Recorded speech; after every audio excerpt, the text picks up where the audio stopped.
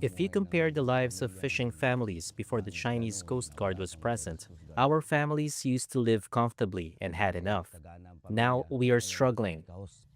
It's been 10 years since an international tribunal handed the Philippines a landmark victory against China's claims in the South China Sea. But for fisherfolk like Henrelito and Pok, who fish in and near the waters of the disputed Scarborough Shoal, it has felt like an empty victory. Bandang dulo, In the end, we did not really feel that victory. hindi mo naramdaman We never truly felt the impact of that win. hanggang sa umabot sa puntong umabot na tayo sa 10 Suddenly, 10 years have passed since we won the arbitration case, yet no one has really felt its benefits. para sa amin mas From lumalang our perspective, the harassment and pressure from the Chinese Coast Guard has only gotten worse. Oftentimes, as soon as you arrive near Scarborough Shoal, you are met by a Chinese Coast Guard vessel that tries to force you to leave. kang paalisin.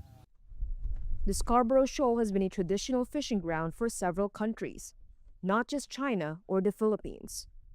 But China has continued to assert its control of the area, despite the 2016 ruling saying that its blockade of the shoal was a violation of and had no basis in international law.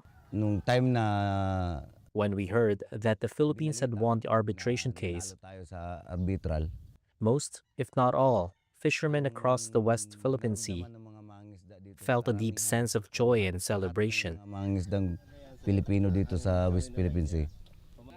Naramdaman namin yung katuwaan, kasiyahan.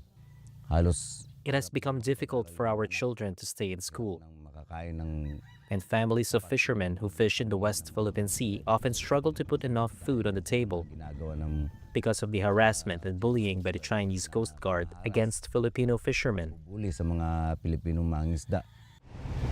Maritime law experts say tensions around the shoal have increased since the ruling because China has moved aggressively to prevent its enforcement. Beijing's actions have forced fisherfolk like Ronnie Drio to work closer to shore. Hindi ko nararamdaman ang pagkapanalo niyan kasi I do not feel that victory because, until now, we are still not free to go to Scarborough Shoal. ang isang Pilipino That is why it is painful for us Filipino fishermen. We cannot go there with a peace of mind and a sense of security. What we want is to be able to go there freely. kami ng malaya. Sovereignty over the shoal has not been established, with Beijing rejecting the decision. A decade after the ruling, many Filipino fishermen say its promise has yet to reach the waters where they earn their living.